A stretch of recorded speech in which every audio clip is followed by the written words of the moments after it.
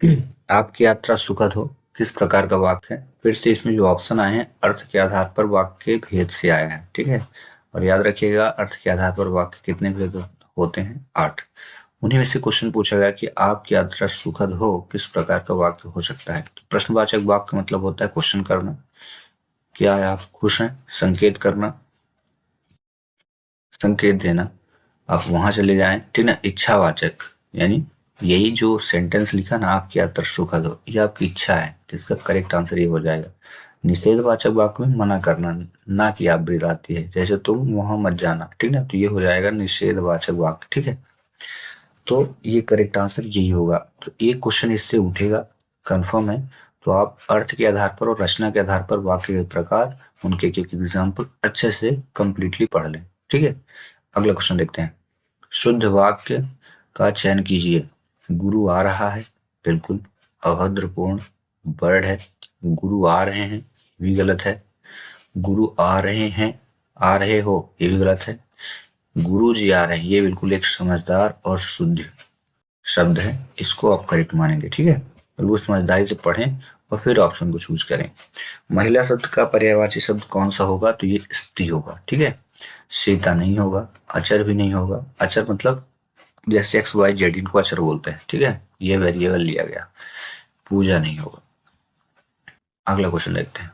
कुछ शब्द का तद्भव रूप क्या होगा? तो कुछ मतलब होता है कोख, ठीक है। कुछ शब्द का तद्भव रूप क्या है? कोख। क्योंकि कुछ जो है तत्सम है। तत्सम शब्द ऐसे शब्द होते हैं जिनका प्रयोग एज कहा जाए कि सेम टू सेम जो संस्कृत में जिनका प्रयोग होता है वही हिंदी में प्रयोग कर लें, उसको बोलते हैं तत्सम। तत्सम शब्द, ठीक है। और जो संस्कृत में परिवर्तित रूप होते हैं उन्हें बोलते हैं तद्भव। जैसे कुछ ही जो है संस्कृत में यूज होता है, लेकिन इसको कोख बोलते हैं किसमें? तद्भव में। जब संस्कृत का परिवर्तन रूप हो जाता है तो ये हो जाता है तद्भव, तो ये कोख हो गया, ठीक है। रही बात आंत की, तो आंत का जो तद्भव होता है वो आंत्र होता है, ठीक है। आंत, ये आंत है ना, तो इसका जो तत्सम होता है वो होता है आंत्र। कच्छ, कच्छ का होता नहीं, अच्छ होता है, ठीक है। अच्छ मतलब होता है आंख। आंख इसका क्या है? अच्छ का तद्भव रूप है, ठीक है। चलिए अगला देखते हैं। हिंदी को विकास प्रदान करने वाली भाषा कौन सी है? तो ये करेक्ट आंसर अपभ्रंश होगा। इसके सीरीज को आप समझें कैसे। सबसे पहले संस्कृत आया, ठीक है। संस्कृत के बाद आगे पाली आई। पाली भाषा में बुद्ध जी ने प्रयोग किया था पाली भाषा का प्रयोग। फिर प्राकृत आया, इनको ये सीरीज याद रखिएगा, ठीक ना। फिर प्राकृत के बाद अपभ्रंश हुआ, अपभ्रंश, ठीक है। फिर अवहट्ट हुआ, अवहट्ट एक ये भाषा का रूप था।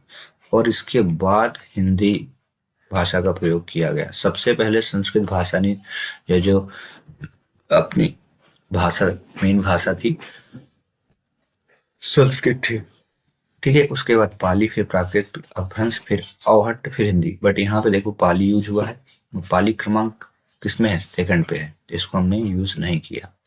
फिर संस्कृत आया, तो संस्कृत कहाँ पे है? फर्स्ट नंबर पे है, ये भी यूज नहीं हुआ। फिर प्राकृत कहाँ पे है? प्राकृत थर्ड नंबर पे, इसलिए इसका भी यूज नहीं हुआ। जितना नजदीक हो सका। वास्तव में अपभ्रंश था। अगर अपभ्रंश ना होता, अवहट्ट अवहट्ट होता, तो फिर आपको अवहट्ट ही यहाँ पे लिखना पड़ता, ठीक ना। फिर करेक्ट अवहट्ट माना जाता है। तो ये सीरीज आप याद रखें, संस्कृत, पाली, प्राकृत, अपभ्रंश, फिर अवहट्ट, फिर हिंदी का विकास हुआ है, ठीक ना। ये हिंदी के विकास युग हैं, भाषा का विकास युग, ठीक है। भक्षण में कौन सा प्रत्यय है? प्रत्यय का मतलब होता है जो शब्द अंत में आकर के शब्द के अर्थ में सुंदरता लाए या परिवर्तन कर दें, ठीक है, उसे भक्षण कहते हैं। तो भक्षण में जो है ना, इसका करेक्ट आंसर हो जाएगा आपका सी, यानी अन प्रत्यय है, ठीक ना। अगला, निहार किसकी रचना है? तो ये याद रखना, महादेवी वर्मा जी की ये निहार रचना है, ठीक है। और ये पहला कविता संग्रह है किसकी, महादेवी वर्मा की। निहार क्या है, पहली कविता संग्रह। ऐसा भी क्वेश्चन आ सकता है, पहली कविता संग्रह। जब इन्होंने पहली बार कविता लिखा था तो भी यही लिखा था। इनकी और रचनाएं हैं, रश्मि, नीरजा, निहार, ठीक है। इनकी रचनाओं के काफी सारे नाम हैं, एक याद रख लेना, रश्मि होता है, नीरजा, निहार है ही, फिर सांध्य गीत है, यामा है, यामा इन्हीं की रचना है, सांध्य गीत भी इन्हीं की रचना है, सांध्य गीत, ठीक ना। और दीप शिखा भी इन्हीं की रचना है, दीप शिखा। जरूरी नहीं कि अगली बार निहार ही पूछे, इनमें से कोई रचना पूछ सकता है। प्रेमचंद, नागार्जुन, दिनकर, इनकी भी रचनाओं को आप जरूर याद करें। क्वेश्चन नंबर 7 कंप्लीट हुआ। 8 कोल्हू का बैल होना मुहावरे का सही अर्थ क्या है। देखिए मुहावरे से हर बार क्वेश्चन आता है। लेक्चर जितने भी आप कंटिन्यू देख रहे हैं आपको फायदा जरूर होगा। आप जो लेक्चर ये देखते हैं प्रैक्टिस के लिए है, ठीक ना। आप इन टॉपिक उठाकर कंटिन्यू पढ़ते जाइए। आप बुक लिए हैं, उसमें मुहावरे के जो चैप्टर है उसको पढ़िए, पर्यायवाची का है तो पर्यायवाची पढ़िए, प्रत्यय उपसर्ग है उनको पढ़िए, फिर प्रैक्टिस में आ जाए। जब मैं आपको पढ़ाता हूँ क्वेश्चन देता हूँ आप पहले से ज्यूम करिए, वीडियो को स्किप करिए, रोकिए और चेक करिए कि मेरा आंसर क्या होगा। उसके बाद जब मैं यहाँ बता दें टिक कर लें, चेक कर लेंगे कि आपका सही है गलत। कोल्हू का बैल होना मुहावरे का सही अर्थ क्या है, तो इसका करेक्ट आंसर होगा हर समय पर श्रम करने वाला। मतलब एक पल भी जो रेस्ट आराम नहीं करता उसे बोलते हैं कोल्हू का बैल होना, ठीक ना। अगला, पीपर पात सरिस मंडोला पंक्ति में कौन सा अलंकार है। अलंकार से भी एक क्वेश्चन आएगा, ठीक ना। तो इसका जो करेक्ट आंसर होगा वो होगा उपमा अलंकार। उपमा क्या होता है, जब एक वस्तु की तुलना दूसरे से की जाती है उसे उपमा अलंकार कहते हैं। जैसे पीपर पात सरिस मन, मन की तुलना जो है ना पीपर पात यानी पीपर के पत्ते से की गई है। क्या लिखा है, पीपर पात सरिस मन डोला, जो मन है ना वो पीपल के पत्ते की भांति क्या है डोल रहा है। तो वहां पे उपमा अलंकार होता है, यानी किसी वस्तु की तुलना दूसरे वस्तुओं से करना, ठीक है। अनुप्रास अलंकार क्या होता है, एक ही शब्द की बार बार आवृत्ति। जैसे चंदू की चाची ने चंदू के चाचा को चा, चांदनी रात में, ठीक है ना। तो इसमें बार बार चा चा चा चा चा आया है, इसलिए अनुप्रास अलंकार वहां हो जाएगा, ठीक है। इसका और है, खड़क सिंह के खड़कने से खड़कती हैं खिड़कियां, इसमें खा खा खा आया, ठीक है। यमक अलंकार क्या है, इससे पहले लेक्चर में मैंने एक्सप्लेन किया था कि एक शब्द बार बार आए, एक ही शब्द, बट उसके अर्थ जो है ना परिवार, उसका जो अर्थ है अलग अलग है। जैसे तीन बेर खाती थी, तीन बेर खाती है, तीन बेर खाती थी यानी हो सकता है कि वो जो बेर है, पहले वाला बेर हो सकता है बैर, जो बैर खाते हैं फल, और तीन बेर खाती थी हो सकता है इस बेर का अर्थ हो तीन बार, ठीक ना। तो बेर ही दोनों बार यूज हुआ लेकिन इनके मीन्स में परिवर्तन है, ठीक ना। तो आप सभी ये जो ऑप्शन मिलते हैं ना, भले मैंने इसका करेक्ट आंसर उपमा बताया बट इसमें अनुप्रास यमक उत्प्रेक्षा भी तो आया, तो इनको भी आपको पढ़ना है, इनके एग्जाम्पल को कंटिन्यू करना है। हाँ, एग्जाम्पल पढ़ के आपको अलंकार याद करना है, ठीक है। अगला, मन रे तन कागज का पुतला पंक्ति में कौन सा रस है, तो ये शांत रस होगा। ये ये पंक्ति जो है कबीरदास जी की है, ठीक है। अगला, शुद्ध वर्तनी वाला शब्द चुनिए, तो इसका हो जाएगा करेक्ट ऑप्शन बी, अभीष्ट होगा शुद्ध वर्तनी, ठीक है ना। शुद्ध अशुद्ध आपको जरूर पढ़ के जाना है, इंग्लिश में भी क्वेश्चन आएगा और हिंदी में भी क्वेश्चन आएगा, ठीक है ना। अगला क्वेश्चन, राधा बहुत बहादुर है वाक्य में विशेष्य क्या है। इससे पहले लेक्चर भी मैंने बताया था, विशेष क्या होता है, जो विशेष क्या है जिसकी विशेषता बताई जाती है, विशेषण क्या है जो विशेषता होती है, ठीक ना। जैसे राधा बहुत बहादुर है, तो बहुत जो है ये विशेषण है, लेकिन बहुत बहादुर कौन है, राधा जी हैं। तो इसका करेक्ट आंसर क्या हो जाएगा, ये जिसकी विशेषता बतलाई जाए, ठीक है। इनमें से कर्म कारक का चिन्ह कौन है, कौन सा। इससे पहले भी लेक्चर में मैंने एक्सप्लेन किया कारक के बारे में, इसमें भी आया, तो देखो इसको भी आप समझ लो अच्छे से, ठीक है। पूरा पूरा कारक को आप समझो, ठीक है। इसमें होता है कर्ता ने, क्या होता है, कर्ता ने कर्म को, कर्म को कर्ता ने कर्म को करण से या करण से या फिर आ जाए के द्वारा, यानी किसी शब्द में से या के द्वारा आए तो फिर करण होता है। कर्ता ने कर्म को करण से संप्रदान, इसको लिखो संप्रदान के लिए। पिछले लेक्चर में संप्रदान कारक आया था। संप्रदान पे अपादान, अपादान से, ठीक ना। ये अलगाव जब अलग करते हैं उस स्थिति में आता है। से अलगाव के कारण, मतलब जब हम किसी वस्तु को दूसरी वस्तु अलग करें तब। फिर संबंध, फिर यहाँ हो जाएगा संबंध। संबंध जब हम किसी को जोड़ेंगे, जैसे का हो जाए, का, की, के, रा, री, रे, इस प्रकार के शब्द आए तो संबंध कारक होता है। फिर अधिकरण, अधिकरण तो इसमें में या पर होगा। और फिर लास्ट में आता है संबोधन। किसी को आप संबोधित करें, बुलाएं, जैसे हे, हे मानव, हे आ जाए। इसमें एक्सप्लेनेशन, ये जो है ना विस्मयादिबोधक चिन्ह चिन्ह लगा होता है, एक्सप्लेनेशन मार्क होता है, ठीक ना। हे लगा, ओ माय गॉड, ठीक है। ओ, ये फिर अरे, अरे लिखा हो और लास्ट में ये एक्सप्लेनेशन मार्क लगा हो, चिन्ह लगा। अब देखो इसको आप अच्छे से रट लो। इसको रटने से आपके बड़े फायदे हैं। अब देखो, कर्ता की पहचान ने से होगी, कर्म की पहचान को से, करण कारक की पहचान से या के द्वारा, संप्रदान कारक की पहचान के लिए, अपादान की से, और संबोधन की पहचान क्या होगी, का, की, के, रा, री, रे से। वहीं अधिकरण में या पर अगर आ जाए तो संबोधन हे, अरे, ओ से होगी। अब इसमें ऑप्शन क्या, इसमें पूछा क्या है, इनमें से कर्म कारक का चिन्ह कौन सा है। कर्ता ने कर्म को, तो देखो को लिखा है ना, तो इसमें को जो आएगा वो करेक्ट मानेंगे, ठीक ना। को ही करेक्ट आंसर होगा इसका, ठीक ना। में किस में आता है, में या पर कहाँ पे देख लो, ये अधिकरण, ये अधिकरण का था। से या के द्वारा क्या, अपादान, ये अपादान का था। और नहीं तो ये कर्ता का था, ठीक ना। ये कर्ता कारक का चिन्ह होता है। चलिए अगला, जंगल का विलोम क्या है। तो जंगल का जो विलोम होता है वो स्थावर होता है, ठीक है। बाकी ये सब रॉन्ग है, याद रखना। जंगल का बहुत बहुत सारे बच्चे क्या वन कर देंगे, बट ये रॉन्ग है। हाँ, विलोम क्वेश्चन में आएगा, एक आध क्वेश्चन आएंगे तो आप विलोम के चैप्टर को पढ़ें, बार बार रिवीजन करें। क्वेश्चन नंबर 15, परोपकार में कौन सा उपसर्ग है। उपसर्ग क्या होता है, जो शब्द के शुरू में ऐड हो जाए उसे उपसर्ग बोलते हैं, ठीक ना। परोपकार में कौन सा उपसर्ग, तो ये हो जाएगा, इसका करेक्ट आंसर सी हो जाएगा, परधन उपकार, परोपकार, परधन उपकार, उपकार इसे बोलते हैं परोपकार।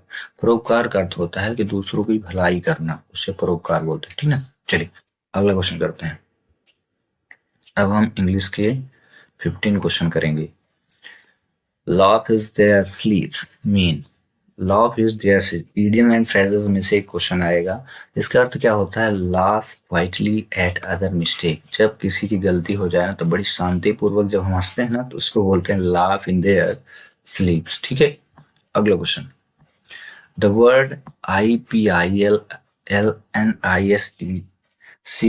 Is jumble, choose the correct word. इस प्रकार के जम्बल वर्ड आएंगे तो उनको चूज करना पड़ेगा। जैसे यहाँ पे समझो GDO लिखा हो, अब इसको कोई बोले इसको करेक्ट करो क्या लिखा है, तो आप तुरंत ही जान जाओगे DOG है, यानी डॉग है, ठीक ना। ऐसे ही CTO लिखा हो तो आप जान जाओगे क्या है, CTO नहीं, CAT कर दे, CTA कर दे, ठीक ना, तो आप जान जाएंगे CAT है, कैट है, ठीक ना। कहने का मतलब इसमें जो वर्ड लिखे है ना, ये इनकी सीरीज जो है गलत लिखी है, तो आपको पहचानना है कि सही सीरीज क्या होगी, ठीक ना। तो ये तो छोटे छोटे तो आप पहचान गए, तो बड़े को भी आप पहचान जाएंगे जब आपकी इंग्लिश की रीडिंग और अंडरस्टैंडिंग बहुत अच्छी होगी, ठीक ना। इसका जो करेक्ट आंसर होगा डिसिप्लिन होगा, डिसिप्लिन, ठीक ना। ये सब गलत हो जाएंगे, ठीक है। इस प्रकार से आपको पहचानना पड़ेगा एक एक वर्ड को। अगला, सिलब्ड, सिलब्ड the fill in the blanks of dolphin in the interchange show, यानी डॉल्फिन की आवाज पता करना, तो एक क्लिक होता है, ठीक ना। सिलब्ड द क्लिक ऑफ डॉल्फिन, उसकी आवाज होती है जो, ठीक ना। अगला, आइडेंटिटी द करेक्ट स्पेलिंग। अब देखो, करेक्ट स्पेलिंग हर एक सीरीज में आ रही है, आपके मेन पेपर में भी आई थी, प्रीवियस ईयर क्वेश्चन पेपर में भी एक एक क्वेश्चन पूछता है, तो आपको इसको पढ़ना पड़ेगा। इसका करेक्ट आंसर यही है, ठीक है।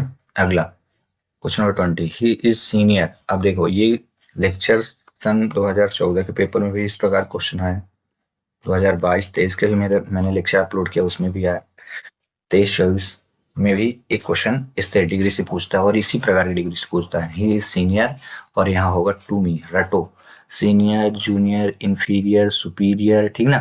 प्रेफर, इस प्रकार के वर्ड आए तो आपको टू यूज करना है, ऑप्शन कोई भी दिया उन पे ध्यान नहीं देना है, टू दिया है ना, बस टू लगा दो बस। Question 21, right the सिनोनियम of ambiguous. इसका जो करेक्ट आंसर होगा ये होगा आपका अनक्लियर। जब अनक्लियर होता है तब उसको बोलते हैं क्या, ambiguous.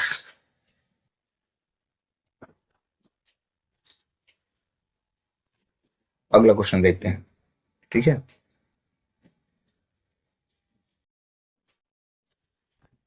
Question number 22, the correct antonym of the word. ये देखो, विपरीत शब्द हिंदी में भी आता है, विपरीत शब्द इंग्लिश में भी आता है, तो इसका करेक्ट कार्डिनल, कार्डिनल का करेक्ट पूछा गया है कि क्या हो जाएगा विपरीतार्थक शब्द, तो इसका जो होगा करेक्ट आंसर फ्रेंडली होगा, ठीक ना। फ्रेंडली मतलब दोस्ताना पूर्वक रहना, और यह है दुश्मन, ठीक ना। अगला, शत्रु की भांति रहना कॉर्डिनल हो गया, कॉर्डियल, कॉर्डिनल नहीं cordial. Right positive degree of the word. अब देखो, डिग्री से एक क्वेश्चन पूछ रहा है, ठीक ना, डिग्री से दो, एक से दो क्वेश्चन पूछा जा रहा है डिग्री। ये लिखा है वेल्थिएस्ट, जब हमेशा याद रखना लास्ट में ई एस टी लगा हो ना, तो इसको बोलते हैं सुपरलेटिव डिग्री। क्या बोलोगे, याद कर लो, सुपरलेटिव डिग्री बोलेंगे। वेल्थिएस्ट मतलब आई एस टी लगा, मतलब सुपरलेटिव डिग्री है। फिर ध्यान रखना, अगर किसी भी डिग्री के बाद टी एच ए एन लगा हो देन, तो आप जान जाना कि वो जो डिग्री है ना, इसके पहले जो यूज हुई है वो जो डिग्री है वो है कंपैरेटिव डिग्री। क्या हो जाएगी, कंपैरेटिव डिग्री हो जाएगी। तो बाकी जो बचेगी उसको क्या बोलेंगे हम, पॉजिटिव डिग्री। एक पहचान और है, कंपैरेटिव डिग्री में ई आर लगा होगा या कि आई आर लगा होगा, दो, या कि आई आर मिल जाए या कि ई आर मिल जाए तो कंपैरेटिव डिग्री हो जाएगी, ठीक है। तो अब चलिए यहाँ पे देखते हैं, यहाँ पे वेल्थियर लिखा है आई आर, तो ये हो गया सी डी, कंपैरेटिव डिग्री। तो ये पूछा क्या गया है, पी डी यानी पॉजिटिव डिग्री पूछा है, इसलिए ये रॉन्ग हो जाएगा। वेल्थ मतलब धन हो जाता है, वेल्थ हमेशा याद रखना, जब भी चेंज होता है आई में कन्वर्ट होता है जनरली, जो कंपैरेटिव डिग्री होता है उसमें ई आर लगता है। जब आई लगे तो इसका मतलब आप जान जाना कि जो डिग्री है उसके अंत में बाई लगा होगा, क्योंकि बाई को जब हम चेंज करते हैं तभी आई आता है। जैसे देख लो, happy, H A double P Y, जब हम इसका कंपैरेटिव डिग्री बनाएंगे तो बाई को मैं चेंज करूंगा किसमें, आई में, तो ये बनेगा H A double P I हो जाएगा, ठीक ना। ऐसे पॉजिटिव डिग्री बनाएंगे तब भी हम इसको चेंज करेंगे, S A double P I लिखेंगे। अब रही बात कंपैरेटिव और सुपरलेटिव डिग्री, तो मैंने लिख दिए, ठीक ना। इसमें चेंज करना है, तो जो मैं कहा कि कंपैरेटिव डिग्री के अंत में ई आर लगाना है और सुपरलेटिव डिग्री के अंत में ई एस टी लगाना है, तो बस इनको बस चेंज करेंगे। बाई आई क्यों आया, क्योंकि मैंने बाई को चेंज किया, इसमें हैप्पी में बाई लिखा था, तो यहाँ लगाएंगे ई आर और यहाँ लगा देंगे क्या, ई एस टी। तो ये हो जाएगी क्या, सुपरलेटिव डिग्री, और ये हो जाएगी क्या, कंपैरेटिव डिग्री। तो ये क्या हो जाएगी, पॉजिटिव डिग्री, ठीक ना। ये होते हैं डिग्री के प्रकार, ठीक ना। अगला देखें, अब इसको समझते हैं, इसमें करेक्ट आंसर क्या होगा। मैंने एक्सप्लेन कर दिया आपको, आई होप कि समझ में आ गया होगा, ठीक है। इसमें लिखा था I S T, I S T, I का मतलब है कि जब हम इसको कंप्लीट पॉजिटिव डिग्री बनाएंगे तो यहाँ बाई आएगा, तो वेल्थी होगा, ई एस टी हटा दीजिए आप, तो वेल्थी, इसका करेक्ट आंसर ये हो जाएगा, ठीक है। चलिए अगला क्वेश्चन करते हैं, क्वेश्चन नंबर 24 देखते हैं, ठीक ना। 24, I could fly if I. अब वर्ड आई के साथ हमेशा याद रखना, जब भी हम हेल्पिंग वर्ब को यूज करते हैं ना, तो वॉज होता है या हैव यूज होगा, ठीक है। रही बात मेन वर्ब की, तो फर्स्ट फॉर्म यूज होती है, जैसे आई प्ले, मैं खेलता हूँ, ठीक ना। जब भी हेल्पिंग वर्ब होती है तो was, have, am, I am doctor, ठीक ना, एम का यूज होगा, ठीक ना। आई के साथ जब हम शैल या विल यूज करेंगे तो आई विल या आई शैल दोनों यूज कर लेते हैं, बट याद रखना जब हम ग्रामर में यूज करेंगे तो आई के साथ शैल यूज होता है, ठीक ना, आई शैल। अब ये बताओ, इन्हीं ऑप्शन में से हमको चूज करना है। वुड हैव तो यूज हो सकता है, बिल्कुल यूज हो सकता है, कोई बात नहीं। एम यूज हो सकता है, वॉज यूज हो सकता है, मतलब ये सभी ऑप्शन यूज हो सकते हैं। मैंने कहीं पे मेंशन किया कि वर यूज होगा नहीं होगा, बट इसका करेक्ट आंसर जो है ना वर ही है। अब समझो क्यों है। जब भी हम कोरी कल्पना व्यक्त करते हैं, ऐसी कल्पना जो कभी भी पूरी ना हो, तब हम वर का यूज करते हैं आई के साथ। I could fly if I were a bird, मैं आसमान में उड़ सकता था यदि मैं पक्षी होता। आप ऐसी कल्पना कर रहे हैं जिसका पॉसिबल होना मतलब संभव ही नहीं है, ठीक ना, ठीक ना। असंभव चीजों की जब आप कल्पना करते हैं तब की कंडीशन में आई के साथ ये सारे ऑप्शन जो करेक्ट मैंने बताए वो यूज नहीं होते, फिर क्या यूज होता है, वर यूज होता है, ठीक ना। इसको आप याद कर लेना। अगला 25, he is fill the blanks but not the. अब देखो यहाँ पे डिग्री यूज हुई है, कैसे पहचानेंगे। मैंने कहा था अभी पिछले क्वेश्चन में ई एस टी जो होता है ना, एक सुपरलेटिव डिग्री होती है, ठीक ना, और ई आर जो होता है ये कंपैरेटिव डिग्री होती है। वो इनको छोड़ के जो होता है ना वो क्या होती है, पीडी यानी पॉजिटिव डिग्री होती है। आप समझते हैं हम लोग, ठीक ना। एक चीज ध्यान रखना, कंपैरेटिव डिग्री के बाद देन लगता है, क्या लगता है याद रखो, देन। और सुपरलेटिव डिग्री के पहले द लगता है, ठीक ना। अब यहाँ पे हम कैसे जानेंगे क्या आने वाला है। ये लगा द का लगा होना ये बताता है कि इसके बाद जो आएगा कौन सी डिग्री होगी, सुपरलेटिव डिग्री। तो अब इसमें से सेकंड ऑप्शन में जहां सुपरलेटिव डिग्री होगी वो हमारा करेक्ट होगा। इसमें लग गया ई आर तो ये हो गया सी डी यानी कंपैरेटिव डिग्री, तो हम रॉन्ग कहेंगे क्योंकि हम सेकंड से चूज कर रहे हैं ऑप्शन को। इसमें लग गया स्मार्ट लिखा है, ई एस टी नहीं लगा तो ये रॉन्ग। इसमें भी ई आर लगा है, तो ऑप्शन क्या है हमारा करेक्ट ऑप्शन जो है बी है, क्योंकि यहाँ पे लगा सुपरलेटिव डिग्री तो ये हो जाएगा द स्मार्टेस्ट। और ही इज मतलब यहाँ पे हम सिर्फ एक व्यक्ति के बारे में बता रहे हैं तो स्मार्ट हो जाएगा, तो he is smart, smart but not the smartest, ठीक ना। ये डिग्री का बेस्ट से बेस्ट पार्ट मैंने आपको समझा दिया, इसको आप रिवाइज करिए बार बार, आपको बढ़िया समझ में आएगा। अब जैसे मैंने डिग्री एक्सप्लेन किया, आप इंग्लिश की बुक ओपन करो, जहाँ पे डिग्री रखा आप वहां पे नोट आउट करो, आपको मस्त समझ में आएगा, ठीक ना। आप कर लो। चलिए एक क्वेश्चन वाइज से आ रहा है, नरेशन से भी आ रहा था, नरेशन का क्वेश्चन है, शट द डोर, ठीक ना। इस प्रकार के जो वर्ड होते हैं ना, इनमें शुरू में लेट का यूज करते हैं, याद रखना क्या यूज करेंगे, लेट। तो इसमें देखो यहाँ प्लीज है wrong, the wrong, the door should be ये भी गलत, let the door be shut, ठीक ना। इनडायरेक्ट स्पीच में क्या हो जाएगा, let the door be shut, ठीक है। इसका करेक्ट आंसर हो जाएगा let the door be shut. अगला क्वेश्चन करते हैं, fill in the blanks, fill in the blanks of fish। जो मछलियां होती हैं उनके समूह को स्कूल बोलते हैं, ठीक है। क्या याद रखोगे, स्कूल, ठीक है। अ स्कूल ऑफ फिश, सबका अलग अलग समूह होता है, ग्रुप। अब क्राउड भीड़ जो होती है ना, पीपल लोग, हाँ क्राउड का यूज करते हैं। तो ये जो क्वेश्चन आया है नाउन से आया है, तो नाउन का आप कलेक्टिव नाउन ज्यादा पढ़ें, ठीक ना, कलेक्टिव नाउन से क्वेश्चन, और एब्स्ट्रैक्ट नाउन पढ़ें, दो से क्वेश्चन ज्यादा आएंगे, कलेक्टिव और abstract noun. 28 the correct plural of mouse. देखो माउस का प्लूरल जो होता है माइस होता है, ठीक ना। अब यहाँ ऑप्शन दे दिया क्योंकि प्लूरल में जब हम यूज करते हैं ना, प्लूरल की पहचान, जैसे प्लूरल आपको लगाना है किसी वर्ड में तो लगेगा yes, E S, I S, V E S या ई एन लगेगा, ठीक ना। अगर ये शब्द मिलते हैं तो प्लूरल होता है, बट सम की कंडीशन में कुछ ऐसे नाउन है जिनमें ये सारे वर्ड यूज नहीं होते, ठीक ना। वहां पे डायरेक्ट वो चेंज होता है, माउस का जैसे माइस, टूथ का टीथ, फुट का फिट, ठीक है ना। इस प्रकार के सेंटेंस होते हैं। अगला देखिए question number 29, it rained heavenly, the underline word is. आपको पूछा गया कि इस प्रकार की जो लाइन खींची है ना ये क्या है, ये किस प्रकार का वर्ड है। तो पार्ट ऑफ स्पीच अगर आप अच्छे से पढ़े हैं, ठीक ना, पार्ट ऑफ स्पीच का आपको अच्छा नॉलेज है तो आप इसको पहचान जाएंगे, ठीक ना। नाउन यानी कोई ना कोई नाम होना चाहिए। प्रोनाउन, प्रोनाउन में कोई ना कोई क्या हो, जैसे नाउन राम है, राम के लिए अगर हम प्रोनाउन यूज करेंगे ना तो ही यूज करेंगे, ठीक ना।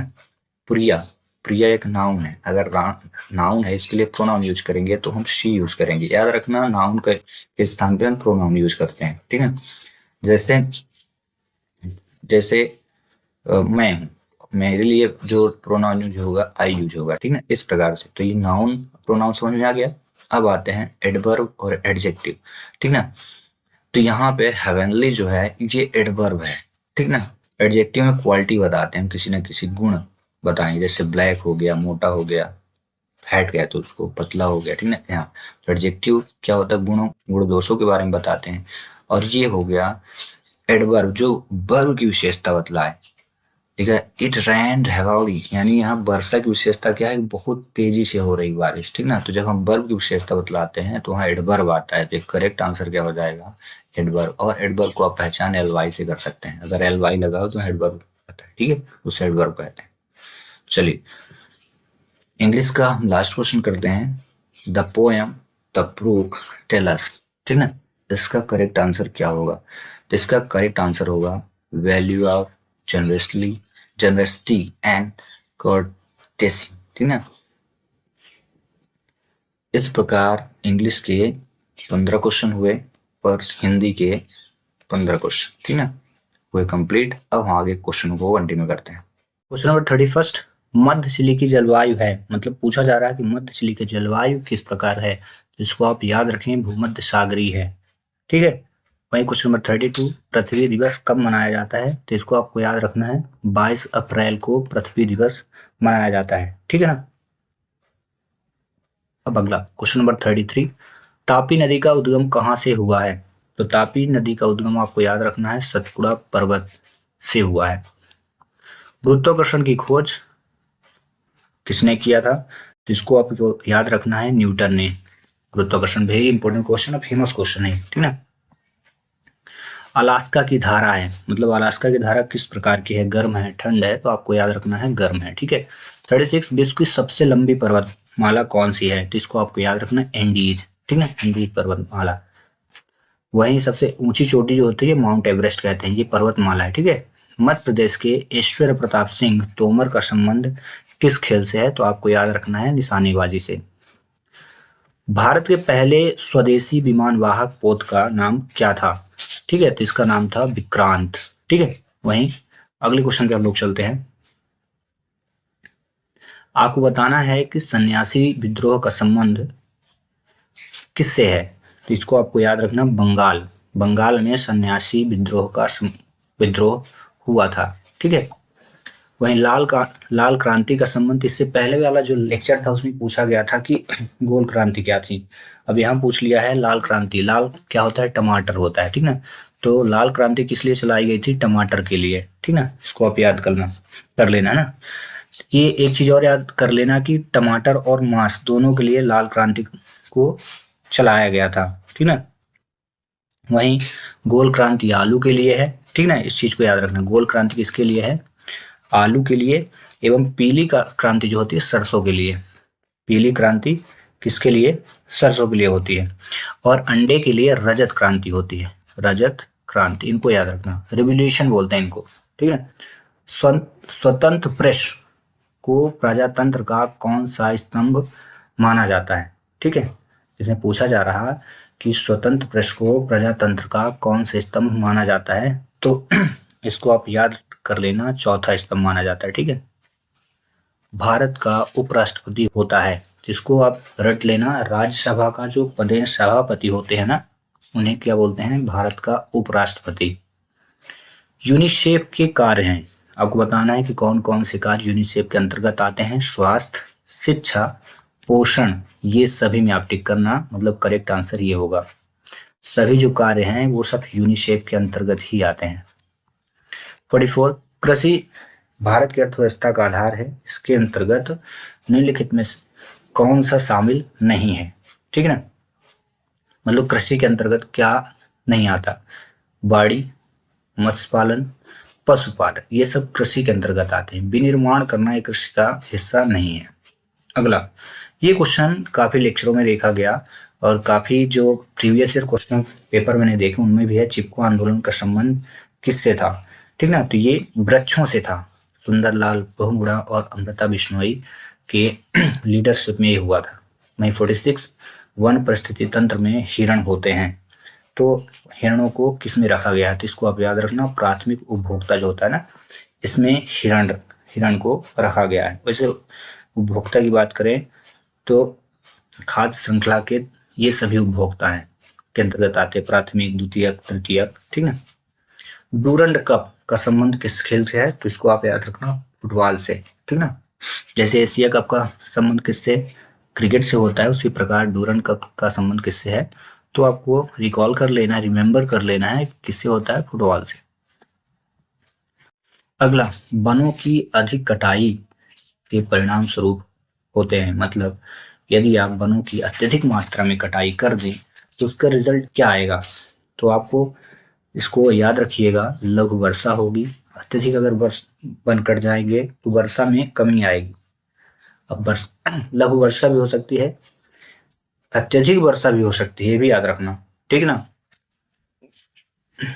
ठीक है, बाढ़ आ सकती है और भूमि अपरदन होगा। वनों की अधिक कटाई होगी, भूमि अपरदन कैसे, अत्यधिक मात्रा में मान लीजिए अगर वर्षा हुई तो अगर पानी, पेड़ पौधे रहेंगे नहीं तो मिट्टी का कटाव ज्यादा से ज्यादा होता है, इसलिए भूमि अपरदन उसे कहते हैं, नहीं ना। मिट्टी कट के, जहाँ पेड़ पौधे होते हैं वहाँ मिट्टियाँ कटती नहीं है, और जहाँ पेड़ नहीं होते वहां से मिट्टी पूरी कट के बाहर निकल जाती है। इसका करेक्ट आंसर आप ये सभी लगाएं। अगला क्वेश्चन, भारत के राष्ट्रीय ध्वज तिरंगा का डिजाइन किसने तैयार किया था, इसको आप याद रखना, पिंगली वेंकैया, ठीक ना। जो तिरंगा में 3 रंग होते हैं उसका डिजाइन जो पूरा तिरंगे को दिया गया था, पिंगली वेंकैया ने दिया था। क्वेश्चन 50, भारत एक खोज पुस्तक किसके द्वारा लिखी गई, तो इसको आप रट लेना, जवाहरलाल नेहरू जी के द्वारा लिखी गई। 51 में क्या पूछा गया कि निम्नलिखित में से कौन सा एक सार्क सदस्य नहीं है। सार्क देश के अंतर्गत कौन कौन से देश आते हैं उनको आपको बताना था, तो चीन को छोड़ करके सभी आते हैं, नेपाल भी आता है, भारत भी है, मालदीव भी है, ठीक ना। इसका सार्क मतलब होता है SAARC, इसको सार्क बोलते हैं। इसका फुल फॉर्म होता है south Asian association for regional corporation, last में सी है, इसका अर्थ होता है कॉरपोरेशन, ठीक है। और इसके अंतर्गत भूटान आता है, बांग्लादेश आता है, भारत आता है, नेपाल आएगा, मालदीव रहेगा, पाकिस्तान और श्रीलंका, ठीक ना, इतने आते हैं, चीन को नहीं रखा गया। 52, विश्व में जौ उत्पादन की दृष्टि से किसका स्थान प्रथम है, ठीक ना, तो इसको आप याद कर लेना, कनाडा। 64 योगिनी मंदिर किस राज्य में स्थित है, तो इसका करेक्ट आंसर होगा मध्य प्रदेश, ठीक है। यहाँ पे 18 फीट की मंदिर का निर्माण हुआ है, आयताकार, और इस मंदिर की विशेषता है, ये मंदिर जो है ना आयताकार है, 18 फीट तो है ही, आयताकार भी है। भगोरिया हाट महोत्सव किस राज्य में मनाया जाता है, कि इसका भी करेक्ट आंसर मध्य प्रदेश ही होगा, ठीक ना। और ये जो उत्सव होता है आदिवासियों द्वारा मनाया जाता है। इसमें एक विशेषता होती है भगोरिया हाट महोत्सव में, यह आदिवासियों द्वारा मनाया जाता है, और इसकी एक विशेषता जो वेरी इंपॉर्टेंट विशेषता है कि इसमें जो लड़के और लड़कियां होते हैं वो अपने मन चाहे जीवन साथी का चुनाव करते हैं, ठीक ना। और ये त्योहार जो होता है फसल की कटाई के बाद मनाया जाता है, ठीक है। और ये कहाँ है, मध्य प्रदेश में मनाया जाता है। अगला, किस महाद्वीप का आकार त्रिभुजाकार है, तो इसको आप याद कर लेना, दक्षिण अमेरिका जो महाद्वीप है इसका आकार जो है त्रिभुजाकार है। अगला क्वेश्चन देखते हैं, कोलोराडो का पठार स्थित है, यानी कहाँ पे स्थित है, तो इसको आप याद रखना, ग्रेट बेसिन के दक्षिण में कोलोराडो का पठार है। गांधी के चंपारण आंदोलन का संबंध किस राज्य से था, आपको बताना है, तो इसका करेक्ट आंसर हो जाएगा बिहार, ठीक है। बिहार से ये आंदोलन शुरू हुआ था। भारत में पहली रेलगाड़ी, वेरी वेरी वेरी इंपॉर्टेंट ये क्वेश्चन है हिस्ट्री का, पहली रेलगाड़ी 1853 ईस्वी में किन दो स्टेशनों के मध्य चली थी? तो आप इसको याद रखना, बॉम्बे से कहीं कहीं ठाणे मिलता है, कहीं कहीं थाने मिलता है, ठीक है, ये दोनों ही करेक्ट आंसर है, इसमें ठाणे लिखा है। 59 खनिजों पर आधारित उद्योग में उपयोग किया जाता है, मतलब खनिजों में दो आधारित उद्योग होते हैं, उनमें क्या क्या रहता है? तो ये लोहा भी मिलता है, चूना पत्थर भी मिलता है, कोकिंग कोयला भी मिलता है, ये सभी। एक चीज याद रखना, अगर आपको ऑप्शन में ज्यादा से ज्यादा हिस्ट्री, पॉलिटी, ज्योग्राफी और साइंस में ऑप्शन ऑल मिले ना, तो कहा जाए कि 90% चांसेस होते हैं कि वो करेक्ट ही होते हैं। ऑल पे ही आप टिक करना। अगला, मैक मैकेंजी, चर्चिल, नेल्सन आदि नदियां किस महासागर में जल गिराती हैं? ठीक ना, तो इसको आपको याद रखना, आर्कटिक महासागर में। कौन कौन? मैकेंजी, चर्चिल, नेल्सन, ठीक है। क्वेश्चन नंबर 61 खाली स्थान है। सभी परमाणुओं में पाए जाने वाले परमाणु, साइंस चालू हो जाएगा यहाँ से, ठीक ना। सभी परमाणुओं में पाए जाने वाले स्थायी नकारात्मक ऋणात्मक आवेश वाले कण क्या होते हैं? ठीक ना, तो इनको आपको पता है इलेक्ट्रॉन होते हैं, क्योंकि इलेक्ट्रॉन चक्कर लगाता रहता है नाभिक के चारों तरफ, यहाँ होता है, ठीक ना, और यहाँ न्यूट्रॉन प्रोटॉन स्थित होते हैं। पोलियो रोग निम्न में से किस प्रकार के जीव के कारण होता है? इसका करेक्ट आंसर होगा विषाणु। विषाणु के कारण पोलियो रोग हो जाता है।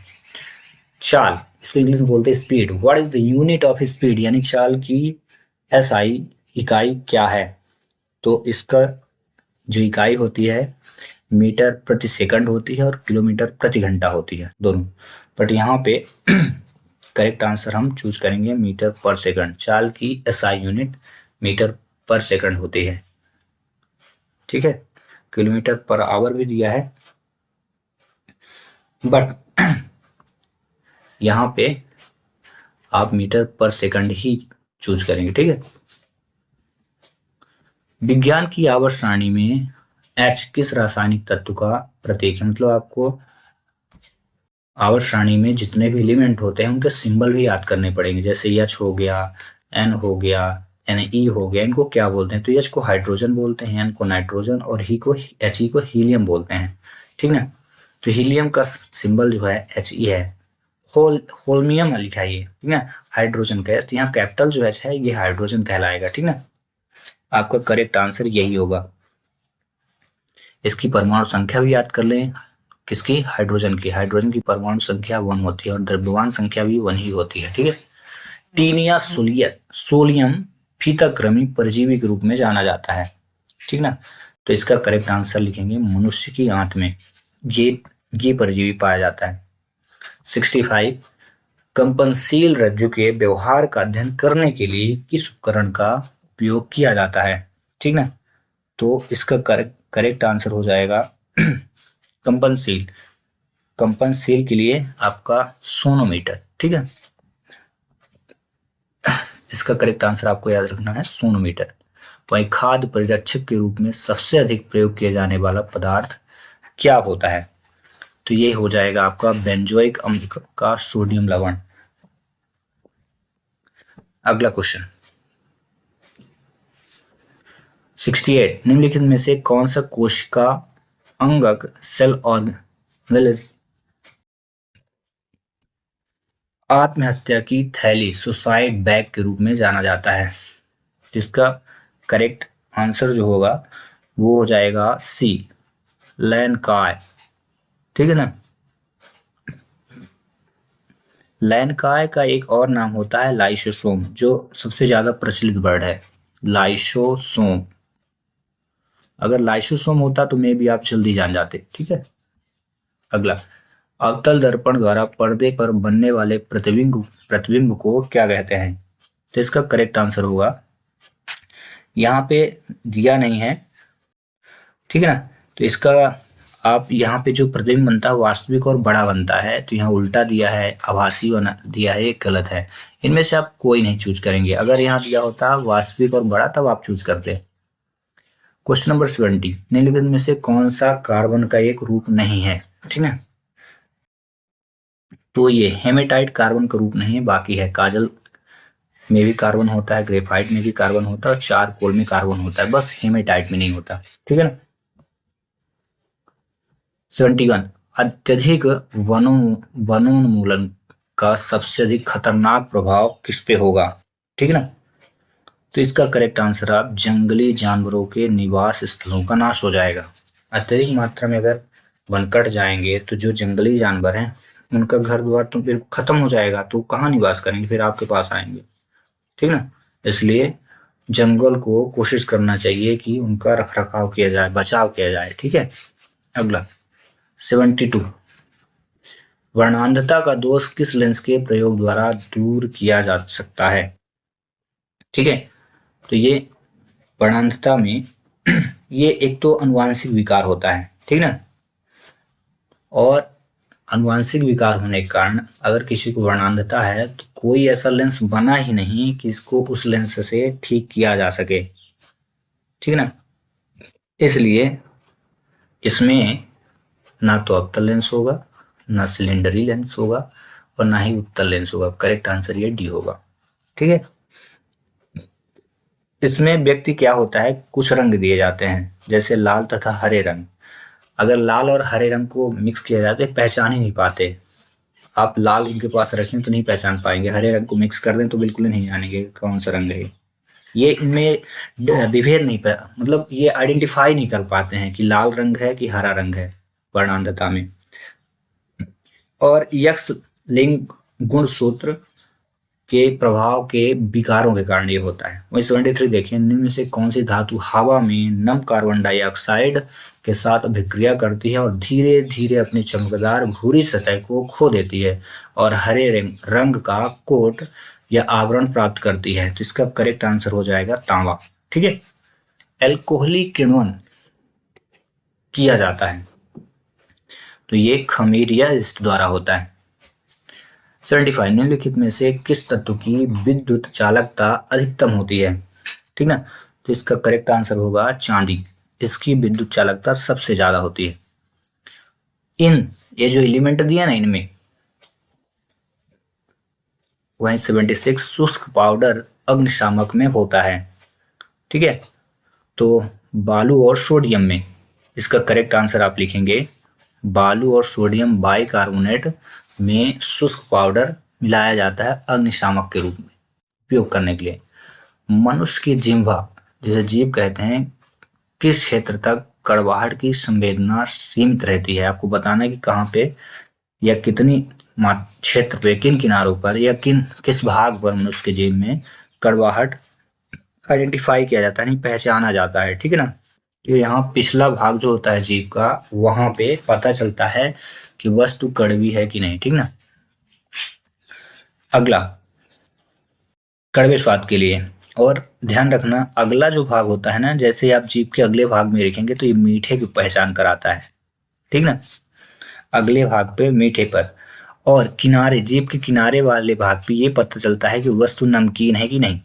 ठीक है। और यहाँ मध्य भाग में खट्टे का। ठीक है। सबको पता चल गया ना।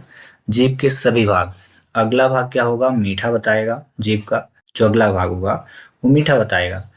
जीभ के किनारों पर नमकीन पता चलेगा कि वस्तु नमकीन है कि नहीं। मध्य भाग में, जीभ के मध्य भाग में खट्टे का पता चलता है। जब भी आप पता करते हैं, कभी भी चेक करते हैं कि वस्तु खट्टी है कि नहीं, तो तुरंत उंगली मिलिए फिर उसको लिख करते हो। ठीक है। वहीं जो जीभ का पिछला हिस्सा होता है तो ये बताता है कि वस्तु क्या है, कड़वी है कि नहीं। ठीक ना। कड़वाहट का पता चलता है।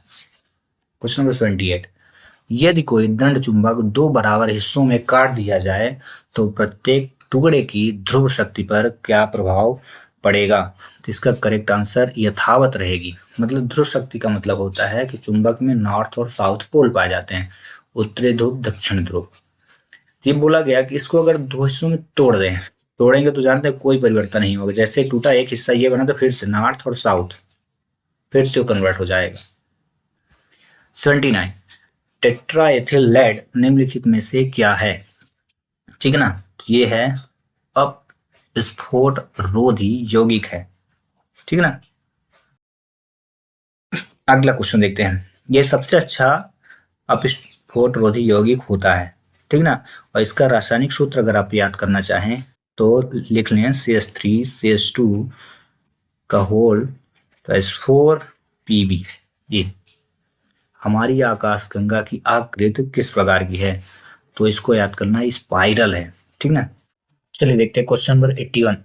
इसमें क्या लिखा है, बाइक पावर जीरो का मान क्या होगा, what is the value of bike power zero, ठीक ना। तो इसका करेक्ट आंसर 1 होगा, क्योंकि रूल कहता है कि ए की पावर अगर जीरो हो तो 1 रखें, एक्स की पावर जीरो हो तो 1 ही रखें, इसलिए इसका करेक्ट आंसर क्या होगा, 1 होगा, ठीक है।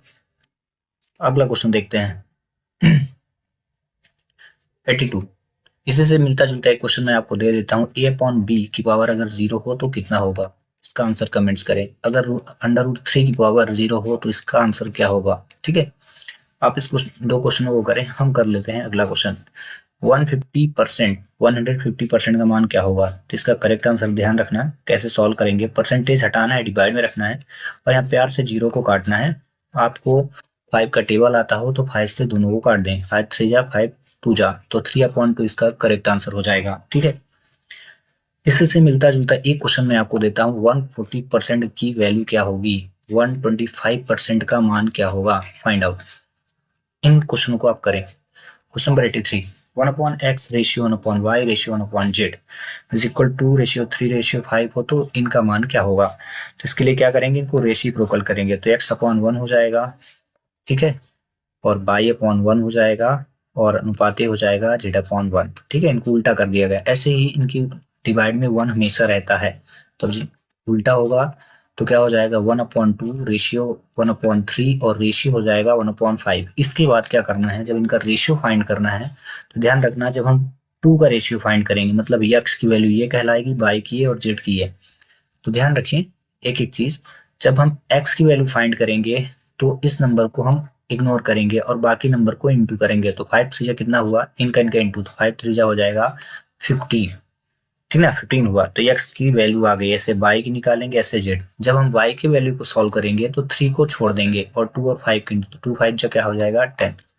वहीं जब हम z की वैल्यू को सॉल्व करेंगे तो 5 को छोड़ देंगे, ठीक ना, और इनका इनका आपस में मल्टीप्लाई, तो 3 2 क्या हो जाएगा 6। तो करेक्ट आंसर 15:10:6, तो इसका आंसर ये हो जाएगा, ठीक है।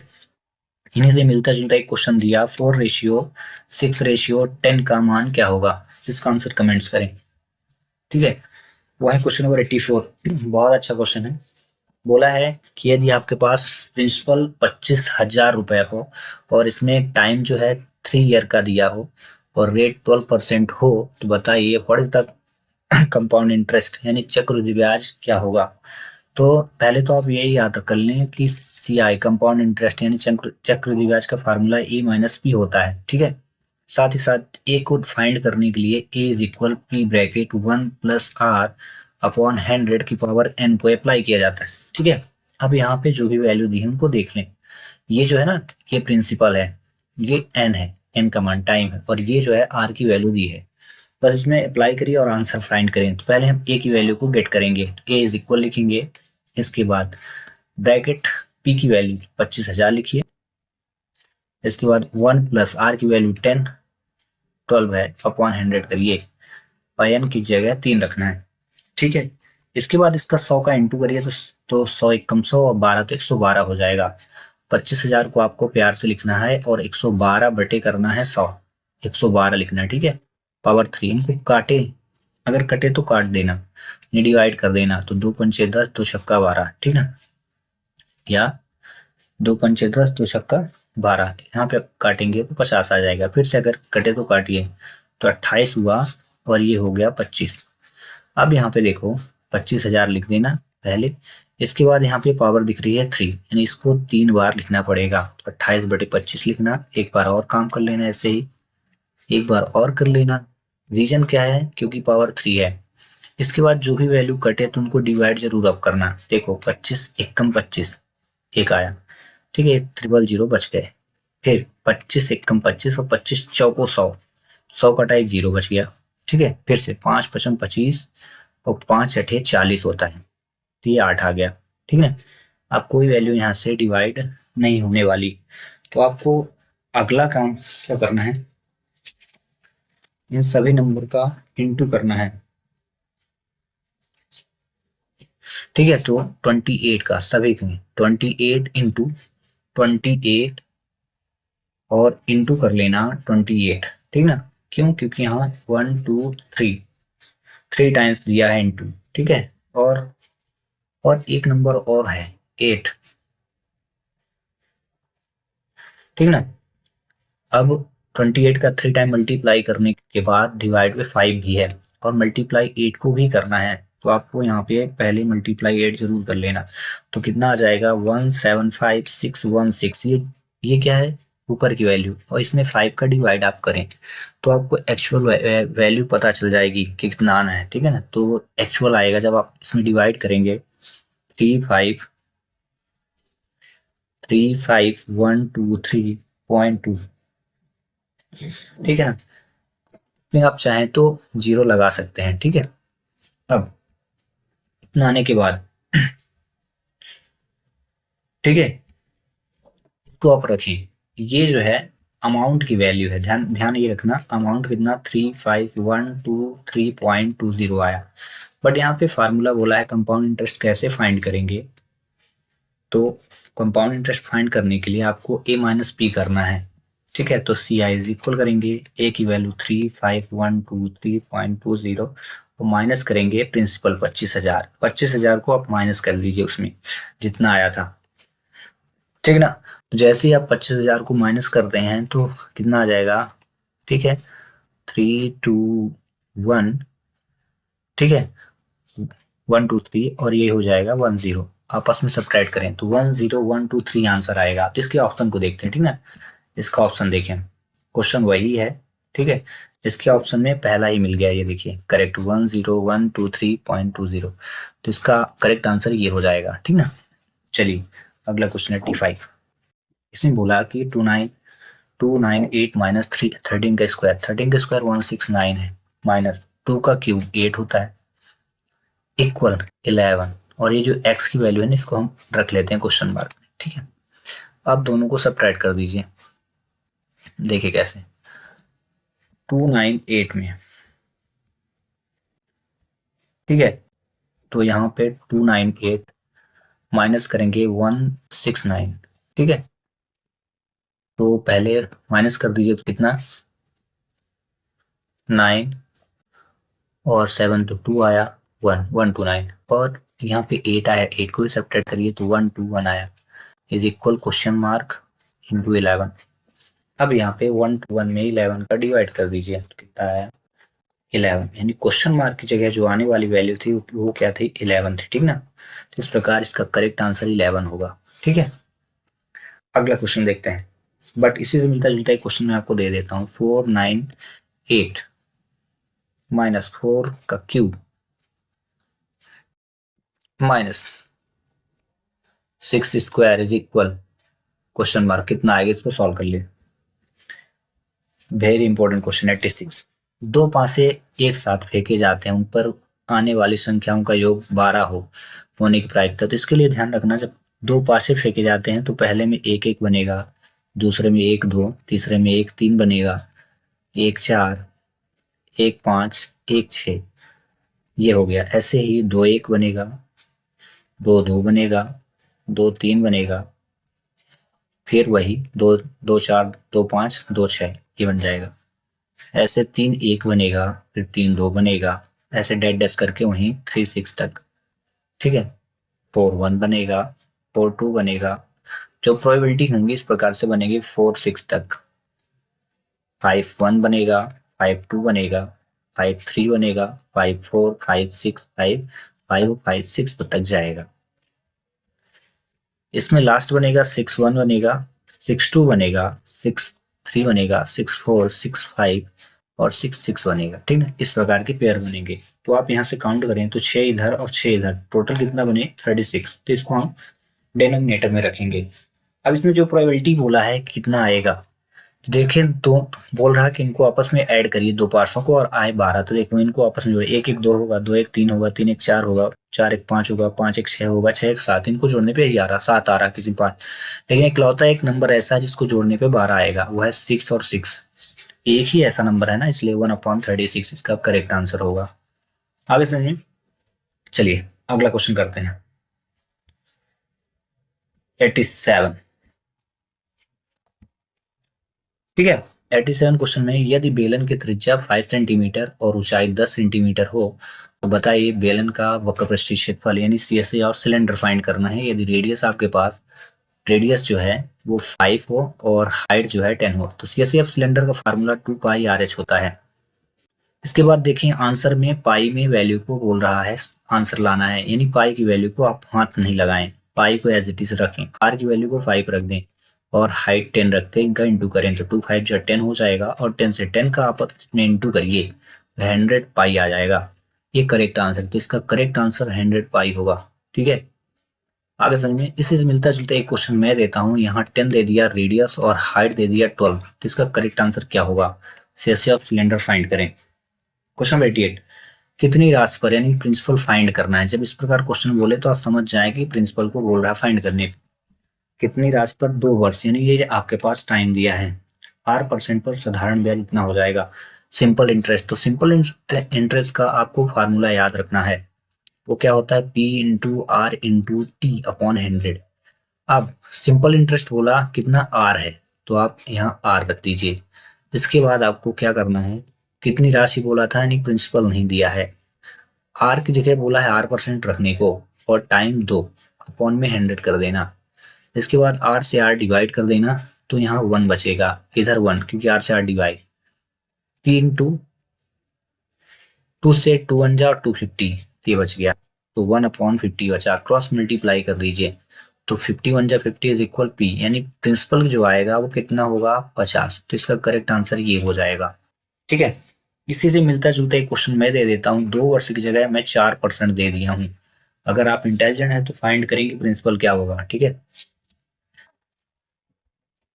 ठीक है, 4% ना दे करके, क्योंकि 2 ईयर दिया था तो 4% नहीं, 2 ईयर देना पड़ेगा, ईयर्स, 2 ईयर्स, या कि आप 4 वर्ष लिखें, दोनों चीज। ठीक है, तो मैंने टाइम को चेंज किया, बाकी सब वही है। ठीक है, अगला क्वेश्चन,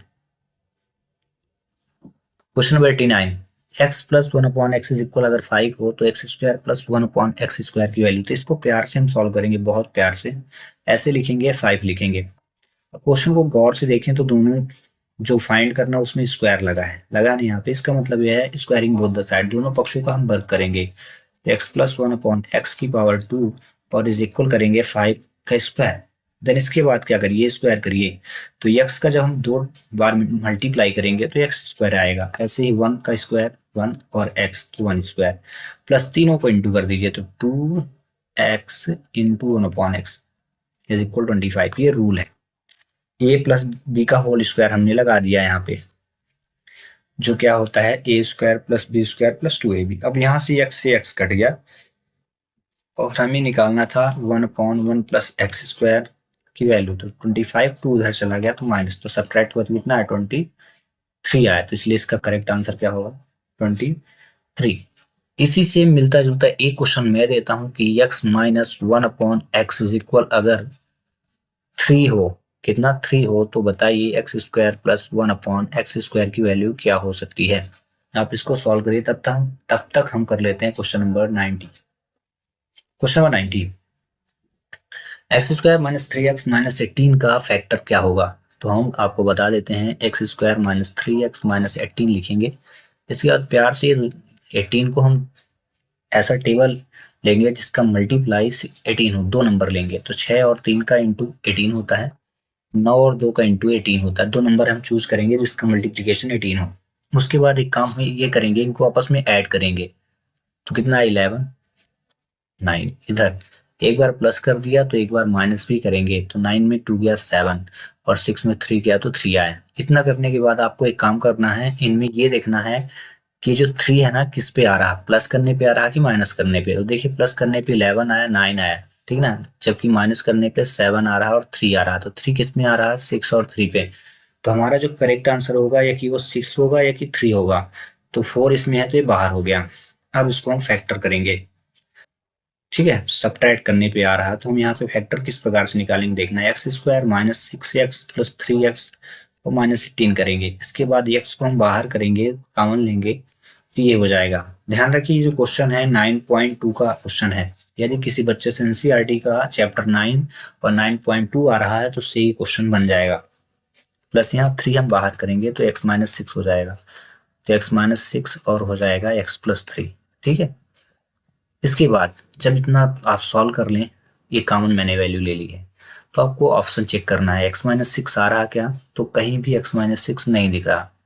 ठीक है, फिर x+3 आ रहा तो बिल्कुल ये करेक्ट आंसर x+3, इसलिए ये सभी क्वेश्चन क्या हो जाएंगे, रॉन्ग। तो इससे मिलता जुलता एक क्वेश्चन में देता हूँ x² - 3x, 3x की जगह मैंने दे दिया 2x, 2x और माइनस दे दिया 8। ठीक है, इस क्वेश्चन का करेक्ट आंसर क्या होगा बताइए। वही क्वेश्चन नंबर 91, किसी संख्या में उसी संख्या का 1/2, तो हम मान के चलते हैं कि वह संख्या x है, उसी संख्या का 1/2 मतलब किसी का हमें 1/2 निकालना है। भाग जोड़ने पर 60 प्राप्त होता है। देखिए, इसने बोला कि कोई संख्या ले लो, जैसे मैंने ले लिया x, तो इसी का 1/2, तो 1/2 मतलब इसी का गुना कर देंगे। अब इसको सॉल्व कर देंगे, 2 का इंटू करें तो 2x प्लस x। ध्यान रखना, इस डिवाइड में जो नंबर होता है उसको रिमूव करने के लिए एक बार यहाँ इंटू करते हैं और एक बार यहाँ इंटू किया जाता है। ठीक है, दोनों तरफ 2 से इंटू 2x प्लस x बराबर 60 इंटू 2 करेंगे तो ये हो जाएगा 3x = 120।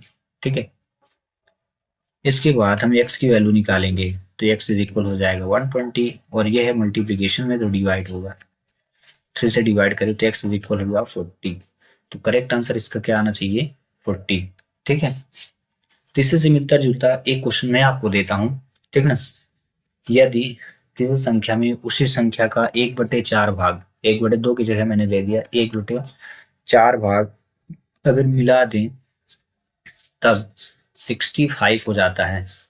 ठीक है, 1/4 भाग मिला दें तो 60 ही रहता है। ठीक है, इतने घर 60 हो जाता है, तो संख्या क्या है प्राप्त करिए। अब इन क्वेश्चनों को करें, हम करते हैं तब तक अगला क्वेश्चन। क्वेश्चन नंबर 92, समचतुर्भुज का क्षेत्रफल होता है, क्या होता है। ठीक ना, तो इसका जो करेक्ट आंसर होगा समचतुर्भुज यानी एरिया ऑफ रम्बस, इसका करेक्ट आंसर हो जाएगा 1/2 सम ऑफ डायगोनल। ठीक ना, 1/2 विकर्णों का गुणनफल। ठीक है, इसको आप याद कर लें। अगला क्वेश्चन, किसी व्यक्ति की वर्तमान आयु, मान लिया कि किसी व्यक्ति की वर्तमान आयु x है, उनके पुत्र की आयु से 4 गुना है। तो मैंने ये पुत्र मान लिया, पुत्र को 4x मान लिया, तो उस व्यक्ति की आयु कितनी हो जाएगी, 4x। ठीक है, अब 2 की हो गई, पुत्र की मैंने x मानी, तो व्यक्ति की आयु कितनी हो जाएगी 4x, क्योंकि 4 टाइम बोला है। 20 वर्ष बाद आफ्टर 20 ईयर निकालना है, तो दोनों में 20 को ऐड कर दो इस प्रकार से। ठीक है, वह अपने पुत्र की आयु से केवल दोगुनी आयु का होता है।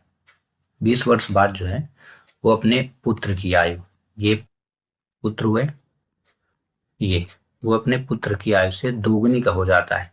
तो वो पुत्र की वर्तमान आयु क्या है, तो इसमें 2 का इंटू करिए, 2x + 20 = 4x + 20। बट ध्यान रखिएगा, यहाँ 20 लिखा था तो 2x और 2 2 जा 40 हो गया। अब 2x - 4x, x को इधर लाइए और 20 - 40 हो जाएगा, -2x = -20 और 2 से इसको डिवाइड करेंगे तो x क्या आ जाएगा, 10। तो ये x की वैल्यू 10 आई, बट पूछा गया था करंट एज क्या होगा, किसकी, पुत्र की। अब पुत्र को मैंने क्या माना था, लेट किया था x, इसलिए इसका करेक्ट आंसर 10 ईयर ही होगा, मतलब बच्चा जो है वो 10 वर्ष का होगा। ठीक है, अगला क्वेश्चन देखते हैं। क्वेश्चन नंबर 94, निम्न आकृतियों में y की वैल्यू आपको बताना है। ठीक है, तो y यहाँ पे है। अब देखो, ये कहलाते हैं वर्टिकली अपोजिट एंगल, यानी एक ही बिंदु के विपरीत जो कोण होते हैं ना वो हमेशा इक्वल होते हैं। ठीक है, बट यहाँ से हम जब ऐसे जा रहे थे ऐसे, तो ये जेड बन रहा था, मतलब ये जो एंगल है इस एंगल की इक्वल होगा, इसको बोलते हैं अल्टरनेट इंटीरियर एंगल। यानी यदि आपके पास m की वैल्यू हो तो y का आंसर आ जाएगा। और ये ऐसे जब हमने देखा, ये पूरा इस प्रकार से ऐसे, तो इसको बोलते हैं, इसको 180 डिग्री बोलते हैं। ये टोटल 180 डिग्री होता है, जबकि इधर का हिस्सा 120 डिग्री दिया है, तो इधर का कितना बचा होगा, 60 डिग्री। आगे समझे क्यों बचा होगा, क्योंकि टोटल कितना होता है ये हिस्सा, ये 180 डिग्री कहलाता है, मतलब यहाँ से यहाँ तक 180 डिग्री है। अब इधर जब 120 दिया है तो इधर कितना बचेगा 60। क्यों बचेगा 60, उसका रीजन है जब 180 टोटल होता है तो 120 को सब्ट्रैक्ट कर दो ना, तो 60 आएगा। तो करेक्ट आंसर क्या हुआ 60, यानी एम का एंगल 60 है। अब मैं बोला अल्टरनेट इंटीरियर एंगल कितने होते हैं, बराबर होते हैं। अल्टरनेट यानी जब जेड बने, ऐसे बना ना ये जेड, तो ये इक्वल होते हैं, इसलिए बाय इज इक्वल कितना होगा 60 डिग्री। तो करेक्ट आंसर इसका 60 होगा। ठीक है, चलिए अगला देखते हैं। छोटू और नीतू एक खेत को 4 दिनों में जोत सकते हैं। ठीक है, एक एक खेत को 4 दिनों में जोत सकते हैं, ठीक ना। तो ये हो गया। नीतू अकेला उसी खेत को 6 दिनों में कर लेता है, ठीक ना। तो छोटू अकेला उस खेत को कितने दिनों में कर लेगा। तो इसमें क्या करना है आपको, प्यार से 1/4 लिखना है, अब -1/6 कर देना, बस सॉल्व कर देना है, ठीक ना। जब दो व्यक्ति आपस में काम करें तो उनकी इक्वल क्या कहलाएगी 1/4, ठीक है। मतलब इसको ऐसे बोलेंगे a + b = 1/4, और उसमें से एक एक व्यक्ति अकेला दिया है, इसका कितना दिया है, मान लीजिए नीतू बी की दिया है, बी की वैल्यू 1/6 है, तो क्या कर देंगे टोटल है। जैसे मान लीजिए यहाँ 10 दिया होता, ए और बी दो मिलके काम 20 दिन में कर लेते हैं, और बोलते ए जो है अकेला 10 दिन में कर लेता, तो बी कितने दिन में करेगा, दोनों घटाएंगे 10 दिन में। ऐसे इसको सब्ट्रैक्ट करना, तो 6 × 1 = 6, 4 × 1 = 4, 6 × 4 = 24, तो कितना आया 2/24, और दोनों को डिवाइड करें तो 1/12। तो इसका करेक्ट आंसर 12 आएगा, ठीक ना। ये इस प्रकार से।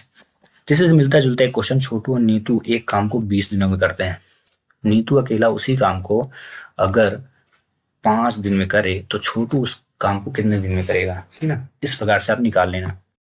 Very very very important question, ये क्यूब रूट से आया है। 216 का घनमूल है, दोनों का घनमूल, घनमूल का मतलब क्या होता है, इस क्यूब रूट पूछा है तो यहाँ पावर 3 है, अगर ना लगा हो तब भी आप लिख लेना, ठीक ना। अब जिन बच्चों को 1 का क्यूब, 2 का क्यूब, 3 का क्यूब, 4 का क्यूब, 6 का क्यूब, 7 का क्यूब, ठीक ना, 8 का क्यूब, 9 का क्यूब और 10 का क्यूब आता है, जनरली आपको 15 तक के क्यूब निकाल के रखना चाहिए, याद करना चाहिए। जिनको अगर ये आंसर आता है ना, इनके क्यूब आते हैं ना, वो फटाक से इनके आंसर को जान गया होगा, और जिसको नहीं आता उनको याद करना पड़ेगा। तो देखो 1 का क्यूब 1 होता है, 2 का 8 होता है, 3 का 27 और 4 का 64, 6 का 216, 7 का 343, 8 का 512, 9 का 729, और इसका हो गया इतना इतना, ठीक है। अब यहाँ देखो 216 का क्यूब रूट, तो 216 किस नंबर का क्यूब है, 6 का ना, तो डायरेक्ट बाहर आया 6, और 27 किसका है देख लो मुन्ना, 3 का, तो बाहर 3 आ गया। अब दोनों को डिवाइड करो तो आंसर क्या आएगा 2। आई होप कि आपको समझ में आ गया होगा। इसका मतलब यह है कि अगर आपको क्यूब आता है तो आप क्यूब रूट को जल्दी फाइंड कर लेंगे, ठीक ना। इसी से मिलता जुलता एक क्वेश्चन मैं दे देता हूँ, 1331 और डिवाइड में 1000 दिया है, इसका क्यूब रूट आपको फाइंड करना है, ठीक है। तो इसको फाइंड करें, इसके आंसर को बताएं। अगला क्वेश्चन, क्वेश्चन नंबर 97, इसका प्रोडक्ट ये आया है 9.1 से एनसीईआरटी से। तो आप एनसीईआरटी के 9 चैप्टर को अच्छे से पढ़ें, ठीक ना। यदि आपकी प्रिपरेशन अच्छी है तो आप इस क्वेश्चन को कर लेंगे। चलिए, तो मल्टीप्लिकेशन करने के रूल हैं, नंबर को नंबर से मल्टीप्लाई पहले करेंगे, फिर लेटर को लेटर से मल्टीप्लाई करेंगे, ठीक ना। उससे पहले शुरू में रहता है सिंबल को सिंबल से मल्टीप्लाई करेंगे, तो सिंबल दोनों का प्लस है तो प्लस आएगा।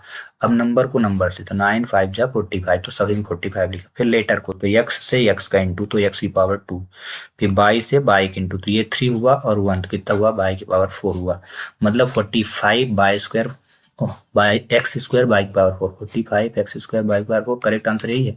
इसी से मिलता जुलता एक क्वेश्चन में दिया, -6x by square into 10x square by, इसका करेक्ट आंसर क्या होगा, इसको आप कमेंट्स करें। चलिए, तब तक हम कर लेते हैं क्वेश्चन नंबर 98, स्क्वायर रूट पूछा है। तो इसके लिए देखो सबसे सिंपल था, स्क्वायर रूट तब हम निकाल पाएंगे जब हमको स्क्वायर आता हो। 1 का स्क्वायर 1, 2 का स्क्वायर 4, 3 का स्क्वायर 9, 4 का स्क्वायर 16, फिर 5 का स्क्वायर 25, 6 का स्क्वायर कितना होता है 36, ठीक ना। 7 का स्क्वायर कितना होता है 49, ठीक है। अब जब इतना आ गया तो बस ये 36 दिया है ना, किस नंबर के स्क्वायर 36, 6 का, तो इसका करेक्ट आंसर 6 आना चाहिए। बट यहाँ पे पॉइंट लगा हुआ है, तो 1 2 3 4 जितने पे पॉइंट लगा उसको लिख करके उसमें 2 का डिवाइड कर देना, ठीक है।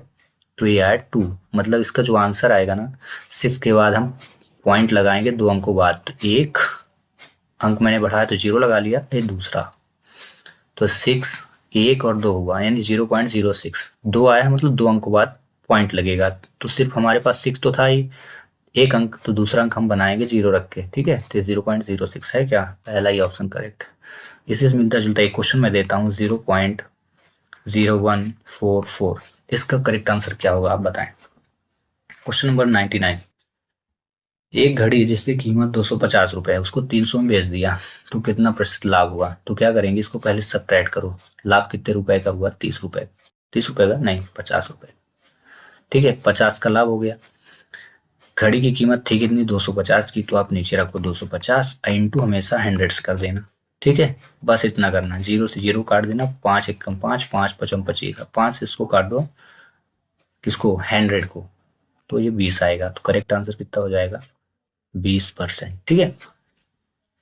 जबकि इसका फार्मूला होता है प्रॉफिट परसेंट निकालने का, लाभ बराबर लाभ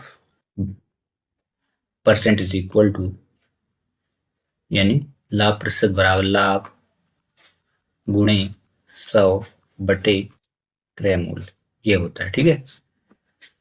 लास्ट क्वेश्चन करते हैं, 3x plus root 9 is equal 9 का मान क्या होगा। तो इसमें क्या करना है आपको, सबसे पहले इनका स्क्वायर कर देना है आपको, ठीक है ना, दोनों क्वेश्चनों का। उससे पहले एक काम और करें, यहाँ लिखा है स्क्वायर में, स्क्वायर रूट में लिखा है, तो हम लिखेंगे 3x प्लस 9 का स्क्वायर रूट क्या होता है 3, प्लस इज इक्वल में आप लिखना 9, ठीक है ना। अब इसके बाद 3 को उधर ले जाइए, तो 3x is equal to 9 minus 3, 3x is equal क्या होगा 6, ठीक है। तो x इज इक्वल क्या हो जाएगा, 6 में आप 3 का डिवाइड कर दो, तो कितना आया, x इज इक्वल 2।